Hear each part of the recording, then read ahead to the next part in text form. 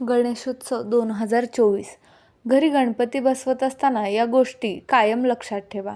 श्री गणेशाय नमः. गणेशोत्सव आपण दरवर्षी साजरा करतो, पण गणेशोत्सव जवळ आला की काही प्रश्न आपल्याला नेहमीच पडतात आणि त्या प्रश्नांची उत्तरं ह्या व्हिडिओमध्ये मी तुम्हाला देणार आहे. पूजनाचा मुहूर्त काय? विसर्जन कसे करावे? साहित्य काय?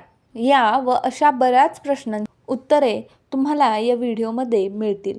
तेव्हा व्हिडिओ पूर्ण पहा आणि व्हिडिओ पाहत असताना सर्वांनी कमेंट्स लिहा, गणपती बाप्पा मोरया, मंगलमूर्ती मोरया.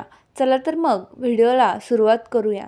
दरवर्षी गणेश चतुर्थीच्या दिवशी म्हणजेच तिथीप्रमाणे भाद्रपद शुक्ल चतुर्थीला पार्थिव गणेश मूर्तीची प्राणप्रतिष्ठा घरोघरी चौकाचौकांमध्ये किंवा मंडळांमध्ये विधिवतपणे केली जाते. त्याच दिवसापासून गणेशोत्सवाला सुरुवात होते. खरं तर गणेशोत्सव हा 10 दिवसांचा असतो, त्यामुळे अनंत चतुर्थीच्या दिवशी या पार्थिव गणेश मूर्तीचं विधिवतपणे विसर्जन सुद्धा केलं जातं. तिथीप्रमाणे हा दिवस असतो भाद्रपद शुक्ल चतुर्दशीचा, पण काही ठिकाणी परंपरेप्रमाणे 1.5 दिवसाचा आणि 5 दिवसांचा सुद्धा गणेशोत्सव साजरा केला जातो. यंदा अर्थात 2024 या वर्षामध्ये 7 सप्टेंबर 2024 वार शनिवार ते 17 सप्टेंबर 2024 वार मंगळवार या कालावधी दरम्यान गणेशोत्सव साजरा होणार आहे. सर्वात पहिल्यांदा आपण गणपतीची मूर्ती केवढी आणि कशी असावी याबद्दलची माहिती जाणून घेऊ. तुम्हा सर्वांना माहितीच आहे, आपल्या प्रत्येकाच्या देवघरामध्ये धातूंपासून बनवलेली गणपतीची मूर्ती आपण ठेवलेली असते. तरी पण गणेशोत्सवाच्या कालावधीमध्ये आपण पार्थिव गणेश मूर्तींची पूजा करतो. पार्थिव म्हणजे काय तर पृथ्वीपासून, याचाच अर्थ नदी, ओढा, सरोवर, तळं यासारख्या जलाशयांच्या काठावरील पाऊस पडून ओली झालेली माती खणून कणिक टिमतो तशी ती मिळून तिची स्वतःच्याच हाताने गणेशाची मूर्ती तयार करायची. गणेशाच्या मूर्तीची प्रतिष्ठापना पूजा करून ती वाळून भंग पावण्यापूर्वी अर्धा दिवस, 1.5 दिवस किंवा 5 दिवस किंवा 10 दिवस होताच तिचे वाहत्या जलप्रवाहामध्ये किंवा शेतामध्ये विसर्जन करावे. निसर्गाकडून घेतलेले एक प्रकारचे निसर्गालाच परत करावे ही खरी असते पार्थिव गणेश पूजा. पण आजकालच्या बदललेल्या जीवनशैलीनुसार आपण सगळ्या गोष्टी करत असतो, त्यामुळे भलेही आपल्याला घरच्या घरी गणपती बाप्पांची मूर्ती करणं शक्य नसेल तर आपण विकत जाऊन घेतो. जसं की POPच्या असतील, शाडू मातीच्या असतील, कारागिरांनी जशा मूर्ती तयार केल्या असतील तशा जरी आपल्याला घरी आणायच्या असतील, त्यांची पूजा करायची असेल, तरी पण गणपतीची अथर्वशीर्षमध्ये काही ओळी सांगितलेल्या आहेत. त्या ओळींचा अर्थ लक्षात घेऊन मग त्याप्रमाणे गणेश मूर्ती ही तुमच्या घरी आणू शकतात. त्याचबरोबर जेव्हा आपण तयार मूर्ती विकत घेतो तेव्हा शक्यतो गडद लाल, केशरी, जांभळ्या किंवा पिवळट रंगाला प्राधान्य द्यावं. रक्तवर्ण, रक्तगंध, रक्तचंदन, रक्तपुष्प या शब्दांमधील रक्त हा शब्द अतिशय महत्त्वाचा आहे. म्हणजे लाल या रंगाला अतिशय महत्त्व आहे, तर ते तुम्हाला विसरायचं नाहीये. शास्त्रानुसार गणपतीची मूर्ती कशी असावी हे तुम्हाला समजलं. आता गणपतीची मूर्ती केवढ्या उंचीची असावी याबद्दल जाणून घेऊया. घरातील पूजेसाठी मूर्तीची उंची ही 9 ते 10 इंचापासून साधारणतः 1 फुटापर्यंत असावी. त्यापेक्षा अधिक असू नये. शास्त्रामधील संकेत असे सांगतात. त्यापेक्षा अधिक उंचीच्या मूर्ती शक्यतो मंदिरामध्ये स्थापन केल्या जातात. देवाऱ्यातील देवांना लागू असणाऱ्या निर्बंधाप्रमाणेच घरातील उत्सव मूर्ती सुद्धा बेसुमार आकार किंवा उंचीच्या नसाव्या. बऱ्याच वेळा असा प्रश्न येतो की आम्हाला भेट म्हणून अशा धातूंची गणपतीची मूर्ती मिळालेली आहे किंवा मोठी फोटो फ्रेम मिळालेली आहे, तर अशा फोटोंचं मूर्तीचं पूजन आम्ही गणेशोत्सवाच्या काळामध्ये करू शकतो का? हो, तुम्ही नक्कीच करू शकता. तुम्हाला त्याचे विसर्जन मात्र करता येणार नाही, पण तुम्हाला गणेशोत्सवामध्ये अशा फोटोंची मूर्ती प्राणप्रतिष्ठा करून पूजा करायची असेल तर तसंही करू शकता. सर्वात महत्त्वाची गोष्ट काय आहे तर ती म्हणजे आपली श्रद्धा, भक्ती, धर्माची मूळ मर्यादा. आज आपण बऱ्याच गोष्टींचा दिखावा करायला निघालो आहोत, पण तसं न करता मूळ गोष्टी काय आहेत, ज्यांचा पाया कशामुळे आपल्याला सांगितला जातो, धार्मिकदृष्ट्या त्याचं महत्त्व काय आहे, ते मात्र आपण पाळायला हवं. नाहीतर मग यांनी गणपतीची मूर्ती एवढी घेतली, आपण त्यापेक्षाही मोठी घेऊ अशी स्पर्धा आपल्याला अजिबात करायची नाहीये. जो तो आपल्या कुवतीप्रमाणे किंवा आपल्या इच्छेनुसार, आवडीनुसार गणपतीची मूर्ती घेत असतो. तर आपण आपल्या इच्छेनुसार, आवडीनुसार गणेशोत्सव आवर्जून साजरा करावा. बऱ्याच वेळा असा प्रश्न येतो, समजा आम्ही पहिल्यांदा गणेशोत्सव साजरा केला, पहिल्यांदाच गणपतीची प्राणप्रतिष्ठा केली, त्यानंतर आपल्याला दरवर्षी किंवा अशी काही ठराविक वेळ आहे का की तेवढेच वर्ष आपण गणपती बाप्पा आपल्या घरामध्ये गणेशोत्सवाच्या दरम्यान स्थापन करू शकतो? असं काही नाहीये. तुम्ही एकदा गणपती बसवायला सुरुवात केली की ती दरवर्षी बसवत जा.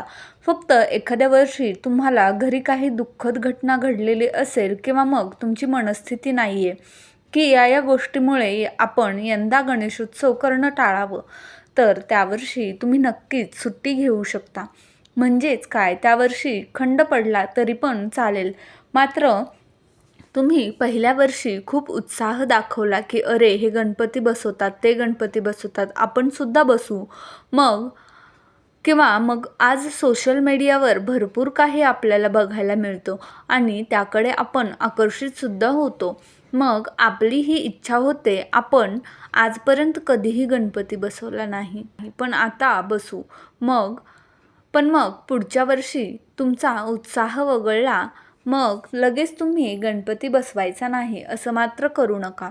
आपण जे काही करतो ते अगदी श्रद्धेने, मनापासून करावं. म्हणजेच काय, गणेशोत्सव साजरा करताना आपल्याला तो जीवावर आल्यासारखा किंवा कंटाळा आल्यासारखा करायचा नाहीये.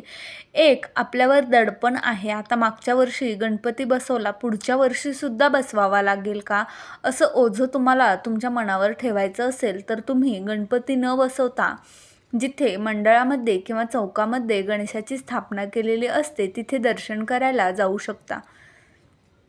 उगीच ओझं म्हणून तुमच्या घरामध्ये गणपती बसवू नका.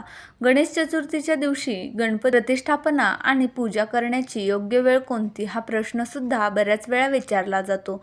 तर शास्त्रानुसार त्याचे उत्तर असं आहे, गणेश चतुर्थीच्या दिवशी गणपतीचे पूजन मध्यान्ह काळी करावं. साधारणतः सकाळी 11:23 पासून दुपारी 1:52 मध्यान्ह काळ असतो. त्यावेळेस तुम्ही गणपतीचे पूजन करू शकता. तशी शुभमुहूर्ताची वेळ दरवर्षी थोडीफार मागे पुढे होत असते, पण दुपारपर्यंत आपण पूजन आणि प्रतिष्ठापना करावी असं शास्त्र आपल्याला सांगतो. सगळ्यांना ही वेळ पाळणे शक्य नसतं, पण मग तुम्ही पहाटे 5 वाजल्यापासून दुपारी 1:52 केव्हाही गणपतीचे पूजन केलं तरीसुद्धा चालेल. राहू काळाचे बऱ्याच वेळा आपल्याला मेसेज बघायला मिळतात की या वेळेत राहू काळ आहे, गणपती बसवू नका, पूजा करू नका. पण गणपती पूजन आणि राहू काळ यांचा एकमेकांशी काहीही संबंध नसल्यामुळे त्याकडे फारसं लक्ष न देता तुम्हाला ठरलेल्या वेळेतच गणपतीची प्रतिष्ठापना आणि पूजा करता येईल. गणेशोत्सवासाठी जेव्हा आपण गणपतीची मूर्ती खरेदी करायला जातो तेव्हा आपल्यापैकी बरेचसे जण काही गैरसमज पाळत बसतात किंवा आपल्यापैकी एखाद्याच्या घरच्यांनी सुद्धा सांगितलेलं असतं, बाबा रे, उजव्या सोंडेची गणपती आणू नको, नीट बघून घे, डाव्या सोंडेचाच गणपती आण, कारण उजव्या सोंडेचा गणपती स्वभावाने कडक असतो, त्याची सेवा उपासना आपल्या हातून नीट घडली पाहिजे आणि आपण तो घरामध्ये सुद्धा ठेवू नये. त्यामुळे मग डाव्या सोंडेचा गणपती आणतो, स्वभावाने सौम्य असतो आणि आपल्यापैकी प्रत्येकजण त्याची सेवा उपासना अगदी सहजपणे करू शकतो. पण यामध्ये काहीच तथ्य नाही आहे. हा सरळ गैरसमज आहे. आपली आई जशी आपल्यावर प्रेम करते, आपल्याला जीव लावते, माया करते, त्याच पद्धतीने गणपती बाप्पासुद्धा आपण डाव्या सोंडेचे घेतले काय किंवा उजव्या सोंडेचे घेतले काय, काहीच फरक पडत नाही. खरं तर देव हा भीतीचा नाही तर भक्तीचा विषय आहे. त्यामुळे मग गणपती अथर्वशीर्षामध्ये जी वचनं सांगितलेली आहे त्या नियमाप्रमाणे बघून फक्त आपल्याला गणपतीची मूर्ती आणायची असते. सोंडेचा मग त्यामध्ये डाव्या सोंडेचा गणपती असला काय किंवा उजव्या सोंडेचा असला काय, त्याने कोणताही विशेष फरक पडत नाही. अजून एक गैरसमज असा पाळला जातो की वडिलांच्या निधनानंतर फक्त मोठ्या मुलानेच गणपती आणावा, बाकीच्यांनी नाही. तर असा कोणताही नियम नाहीये. बघा, आपल्या घरामध्ये एखाद्या व्यक्तीचं निधन होतं, भलेही ती व्यक्ती नात्याने आपली कुणीही लागत असेल, पण समजा आपण त्या दुःखातून बाहेर पडलेलो नसू किंवा आपली मनस्थिती नाहीये, तर त्यावर्षी आपण कोणत्याही प्रकारचा सणवार नाही साजरा केला तरी पण कोणताही फरक पडत नाही. कारण दुखवटा जो आहे तो शक्यतो संपूर्ण वर्षभर पाळला जातो. त्या कुटुंबामध्ये जोपर्यंत निधन पावलेल्या व्यक्तीचे वर्षश्राद्ध होत नाही तोपर्यंत त्यावर्षी येणारे जे काही सणवार असतात, काही उत्सव असतात, ते आपण साजरे करू नये असं सांगितलं जातं. पण त्यातही प्रत्येक घराण्यांच्या परंपरा, प्रथा वेगवेगळ्या असतात. भाग बदलला की जशी भाषा बदलते तशा पद्धतीसुद्धा बदलतात. त्यामुळे अगोदर तुमच्या घरामध्ये अशी घटना कधी घडली असेल तर त्यावेळेस तुम्ही सर्व उत्सव साजरे केले होते का? केले असतील तर नक्की करा, आणि नसतील तर वर्षश्राद्ध होईपर्यंत तर मग यंदाच्या वर्षी गणपतीसुद्धा नाही बसवले तरी पण चालेल. अजून एक प्रश्न जो गणेशोत्सवाच्या दरम्यान बरेचसे जण विचारताना दिसतात, आपल्या घरामध्ये एखादी महिला गर्भवती असेल तर त्यावर्षी आपण गणपती बसवावा का? आणि उत्तर जर हो असेल तर गणपती विसर्जनाचे काय नियम आहेत? गणपती विसर्जन करावा की करू नये? तर बघा, आपल्या घरामध्ये एखादी महिला प्रेग्नंट असेल, म्हणजे तिला दिवस गेलेले असतील, तरी पण आपण गणपती नक्की बसवू शकतो. त्याला कोणत्याही प्रकारची अडचण नाही आहे. बाकी देवपूजा जर आपण करत असू तर मग गणपती बसवायला कुठली अडचण आहे? नक्कीच तुम्ही गणपती बसवू शकता. फक्त गणपती उठवण्याच्या बाबतीत हा नियम आहे. समजा तुम्ही नवरा बायको आणि तुमचे एखादं मूल किंवा नवरा बायको असे तुम्ही दोघेच राहतात आणि तुम्ही गणेशोत्सव साजरा करत आहात, तर मग त्या महिलेच्या पतीने गणेश विसर्जन करायचं नसतं. मग त्यावर्षी तुम्ही गणपतीची मूर्ती तशीच तुमच्या घरामध्ये ठेवायची आणि पुढच्या वर्षी गणेशोत्सव साजरा कराल तेव्हा त्या वर्षीच नवीन गणेश मूर्ती आणि मागच्या वर्षी ठेवलेली जुनी गणेश मूर्ती अशा दोन्ही मूर्ती तुम्ही विसर्जित करू शकता. पण तुम्ही एकत्रित कुटुंबात जर राहत असाल तर तुमच्या घरामध्ये एकापेक्षा जास्त माणसं आहेत, म्हणजे तुम्ही नवरा बायको तर आहात, पण तुमचा भाऊ आहे, त्याची बायको आहे, किंवा तुमचे सासू सासरे, किंवा म्हणजे तुमच्या आई वडिलांशी फॅमिली आहे, तर मग ज्या महिलेला दिवस गेलेले आहेत तिच्या नवऱ्याने गणपतीचे विसर्जन न करता बाकी जणांनी गणेश विसर्जन केलं तरीही चालेल. किंवा मग तुम्हाला असं वाटत असेल की यंदाच्या वर्षी आपण गणपती विसर्जन करू नये, तर तुम्ही ती गणेशची मूर्ती तशीच ठेवा. तुमचं बाळ वगैरे झाल्यानंतर दुसऱ्या वर्षी जेव्हा गणेशोत्सव येईल तेव्हा तुम्ही त्या वर्षीची आणि मागच्या वर्षीची ठेवलेली अशा दोन्ही मूर्ती पाण्यामध्ये विसर्जित करू शकता. आता मी तुम्हाला गणपती विसर्जनाच्या बाबतीत काही महत्त्वाच्या गोष्टी सांगते. गणपतीच्या विसर्जनाच्या दिवशी आपल्याला विसर्जन करण्यासाठी कुठलीही वेळ किंवा मुहूर्त पाहायचा नसतो. याचं कारण लक्षात घ्या, आपण देवाचे विसर्जन कधीही करत नाही, फक्त उत्तर पूजा करतो. त्यानिमित्ताने मूर्ती हलवतो, मग त्या मूर्तीतले दैवत्व संपतं. म्हणून राहिलेल्या मातीच्या मूर्तीचे विसर्जन तेव्हा आपण करत असतो. पूर्वी वाहत्या पाण्यातच गणेश मूर्ती विसर्जित व्हाव्या असा नियम होता, कारण तेव्हा मूर्तींची संख्या मर्यादित होती. आता मात्र मोठ्या प्रमाणावर गणेशोत्सव साजरा होतो, त्यामुळे पर्यावरणाची काळजी लक्षात घेता आणि प्रदूषण होणार नाही या सगळ्या गोष्टी आपण जर लक्षात घेतल्या तर योग्य पद्धतीनेच विसर्जन केलं पाहिजे. त्यापेक्षा तुम्ही घरीच एखादी स्वच्छ बादली घेऊन त्यामध्ये चांगलं पाणी भरा किंवा टब घ्या, त्यामध्ये पाणी भरा, त्यामध्ये गणपती विसर्जन करा. किंवा मग कृत्रिम तलाव बनलेले असतात की आपण तात्पुरतं त्यामध्ये पाणी भरून मग गणेशोत्सवाच्या मूर्ती असतात त्यांचे विसर्जन करू शकतो. तर असे कृत्रिम तलाव तुमच्या आसपास कुठे उपलब्ध केले जात असतील तर त्यामध्ये सुद्धा तुम्ही विसर्जन करू शकतात. किंवा मग काही भागांमध्ये डायरेक्ट एक मोठा ट्रक किंवा गाडी येते, त्यामध्ये सर्व प्रकारच्या गणेश मूर्ती एकत्रित केल्या जातात आणि त्यांचे योग्य पद्धतीने नंतर विसर्जन केलं जातं. तुम्हाला तसं करायचं असेल तर तसंही करू शकता. मात्र अस्वच्छ पाण्याच्या ठिकाणी किंवा नदीमध्ये प्रदूषण होईल अशा पद्धतीने तुम्ही गणपती बाप्पांचे विसर्जन करू नका. कृत्रिम हौदामध्ये विसर्जन करणे केव्हाही चांगलं. गणेशोत्सव नेहमी आपल्या क्षमतेनुसार आणि आपल्या ताकदीनुसार साजरा करावा. एखाद्या वेळी तुम्हाला फुले उपलब्ध झाली नाही तर नाराज होण्याचे कारण नाही. त्याऐवजी तुम्ही गणपती बाप्पांना अक्षता वाहिल्या तरी पण चालू शकते. गणेशोत्सवाच्या दरम्यान आपण मातीची मूर्ती स्थापन तर करतो, पण त्याचबरोबर आपल्या देवघरातील सुद्धा धातूची मूर्ती तिथे ठेवत असतो. या धातूच्या मूर्तीला तुम्ही दररोज स्नान घातलं तरी पण चालतं. मातीची मूर्ती असेल तर आपण दररोज तिला स्नान घालू शकत नाही, म्हणून आपण आपल्या देवघरातली मूर्ती त्या गणपतीच्या मूर्तीच्या शेजारी किंवा समोर ठेवली तरी तिला दररोज स्नान घातलं आणि त्यानंतर दोन्ही गणेश मूर्तींची पूजा केली तरी पण चालतं. हल्ली अगरबत्ती बघा किंवा कापूर बघा, यामध्ये खूप केमिकल मिक्स केलेलं असतं, रसायन मिश्रित या गोष्टी असतात. त्यामुळे योग्य पद्धतीने तुम्ही ते पाहून घ्या किंवा मग त्याऐवजी तुम्ही घरी तेला तुपाचे दिवे लावू शकतात. गणपतीची पूजा तुम्ही स्वतः करणे केव्हाही चांगलं. यासाठी तुम्हाला वेगवेगळी पुस्तकं मिळतील. यूट्यूबवर व्हिडिओंचा सुद्धा तुम्ही उपयोग करू शकता. शेवटी भाव तिथे देव, हेच तुम्हाला लक्षात ठेवायचं आहे.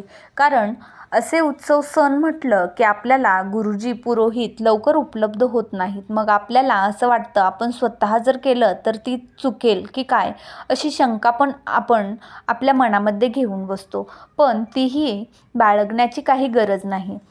तुमच्या श्रद्धेने, तुमच्या भक्तिभावाने, तुमचा साधा भोळा भाव ठेवून तुम्हाला जशी पूजा करायची असेल तशी तुम्हाला जमते तशी तुम्ही करू शकता. तुम्हाला श्री गणपती प्राणप्रतिष्ठापना घरच्या घरी कशी करावी याचा संपूर्ण व्हिडिओ आपल्या चॅनलवर पाहायला आवडेल का? आम्हाला कमेंट करून नक्की कळवा. उत्सवामुळे काय होतं, आपल्या घरी आपले नातेवाईक येतात, आपल्या घरी आनंदाचे वातावरण तयार होतं. त्यासाठी हा उत्सव नक्की साजरा करायचा आहे. माणसाने माणसाशी आणि निसर्गाशी माणसाप्रमाणे वागावे असं आपलं धर्मशास्त्र आपल्याला शिकवण देतं. त्याचं पालन आपण उत्सवामध्ये करावं. दुसऱ्यांना प्रेम देणे म्हणजे पुण्य आणि दुसऱ्याला त्रास देणे म्हणजे पाप, अशी संतश्रेष्ठ तुकाराम महाराजांची व्याख्या आहे. त्याचं आचरण आपण गणेशोत्सवाच्या निमित्ताने नक्की करावं आणि किंवा कोणत्याही सणवार साजरा करताना नक्की करावं. त्यामुळे गणेशोत्सव साजरा करताना आपल्या निसर्गाला, पर्यावरणाला काही त्रास होईल असं वर्तन आपल्याला अजिबात करायचं नाही आहे. आणि आपले जे काही नातेवाईक असतील, आपली जी जवळची माणसं असतात किंवा ज्यांच्याशी आपण दररोज बोलतो चालतो, अशांनासुद्धा आपण प्रेमच दिलं पाहिजे. त्यांचा तिरस्कार करता कामा नये. गणेशोत्सवामध्ये 9 या संख्येला विशेष महत्त्व आहे, कारण 9 हा अंक ब्रह्मसंख्या म्हणून ओळखला जातो. गणेशोत्सव असेल, पितृपक्ष असेल आणि नंतर येणारी नवरात्र असेल, हे सगळं काही एका मागोमाग येतं. म्हणजे पहिले गणपती येतात, नंतर पितृपक्ष सुरू होतो आणि त्यानंतर नवरात्रीला सुरुवात होते. तर या 3 धार्मिक बाबी असं सांगतात की याचा अर्थ असा होतो, पृथ्वीची पूजा म्हणजे गणेशोत्सव. त्यामध्ये आपण मातीचा वापर करतो. पितरांचे स्मरण करणे म्हणजे पितृपक्ष. आणि मग निर्मिती शक्तीची पूजा अर्थात नवरात्र, ज्यामध्ये 9 दिवस समाविष्ट असतात. तर ती ब्रह्मसंख्या असून ती निर्मिती शक्तीशी संबंधित आहे. आईच्या पोटामध्ये मूल 9 महिने 9 दिवस राहते. बीज पेरल्यानंतर 9 दिवसानंतरच त्याला अंकुर फुटतो. अशा प्रकारे विश्वाची निर्मिती आणि 9 ही संख्या याचे मोठे नातं आहे. त्यामुळे नवरात्री हा निर्मिती शक्तीचा सण असल्यामुळे तो 9 दिवस केला जातो आणि गणेशोत्सव सुद्धा 9 दिवस पूर्ण करून मग 10व्या दिवशी त्याची सांगता होत असते. अशा पद्धतीने 9 या संख्येचं या गणेशोत्सवामध्ये सुद्धा अनन्यसाधारण असं महत्त्व आहे. आता शेवटचा भाग म्हणजे तुम्हाला कधी असा प्रश्न पडला आहे का? गेली कित्येक वर्ष आपण गणेशोत्सव पाहतो, त्यामध्ये गणपती बसवतो, मग गणपतीची पूजा करतो, त्यानंतर विसर्जन होतं. पण गणपतीची पूजा का करतात, त्यामागे काय शास्त्र असेल? बघा, गणपतीची पूजा म्हणजे एका अर्थाने पृथ्वीबद्दल कृतज्ञता व्यक्त करण्याचा हा सण आहे. भाद्रपद महिन्यामध्ये शेतात धान्य उगवलेलं असतं. आपली पोषण करती पृथ्वी हे धान्य निर्माण करते. तिच्याबद्दल कृतज्ञता व्यक्त करण्यासाठी मातीच्या गणेश मूर्तीची म्हणजेच पार्थिव गणेश मूर्तीची पूजा करावी असं आपल्या जुन्या शास्त्रांमध्ये म्हटलेलं आहे. मूळ शास्त्रामध्ये असेही वर्णन आहे की नदीकिनारी जाऊन तिथली माती घेऊन तिथेच मूर्ती तयार करावी, तिथेच तिची पूजा करावी आणि लगेच तिचं विसर्जन सुद्धा करावं. मात्र आता आपल्याला मूर्ती तयार मिळत असल्यामुळे आपण त्या घरी आणतो. आपल्या मर्जीनुसार अनंत चतुर्दशीपर्यंत घरी ठेवतो तसं पाहिलं तर अनंत चतुर्दशीचा आणि गणपतीचा काहीच संबंध नाही आहे. पण पौर्णिमेला प्रतिपदा श्राद्ध सुरू होतं त्यापूर्वीचा हा दिवस म्हणून आपण अनंत चतुर्दशीला गणपतीचे विसर्जन करावे अशी प्रथा पडलेली आहे. गणपती हे 14 विद्या आणि 64 कलांचे देव आहेत. त्यांचे गुण आपल्यात यावे म्हणून गणपतीची पूजा करावी. चांगलं शिकण्यास कधीही उशीर होत नाही. त्यामुळे दरवर्षी आपण काही ना काही नवं शिकावं, दरवर्षी नवं काहीतरी शिकण्याचं स्मरण राहावं म्हणून गणपतीची पूजा करावी. गणपतीने वेगवेगळ्या कारणांसाठी राक्षसांना मारण्यासाठी 3 वेळा म्हणजे भाद्रपद महिन्यामध्ये, गणेश चतुर्थीला, वैशाख पौर्णिमेला, जेव्हा आपण पुष्टीपती गणेश जयंती आणि माघ महिन्यांमध्ये जेव्हा आपण माघी गणेश जयंती साजरी करतो, अशा पद्धतीने 3दा जन्म घेतलेला आहे. म्हणूनच वर्षातून एकदा नव्हे 3दा गणेशोत्सव साजरा होतो. त्याचप्रमाणे आपणही आपल्यातले असुर मारण्यासाठी म्हणजेच काय, अंधश्रद्धा, आळस, व्यसन, अनिती असे राक्षस मारण्यासाठी गणपतीची पूजा अवश्य करावी. व्हिडिओ आवडला असेल तर व्हिडिओला एक लाईक नक्की करा आणि तुमच्या फ्रेंड व फॅमिलीसोबत हा व्हिडिओ नक्की शेअर करा. तसेच तुम्ही पहिल्यांदाच माझ्या चॅनलवर आला असाल तर चॅनलला नक्की सबस्क्राईब करा. धन्यवाद.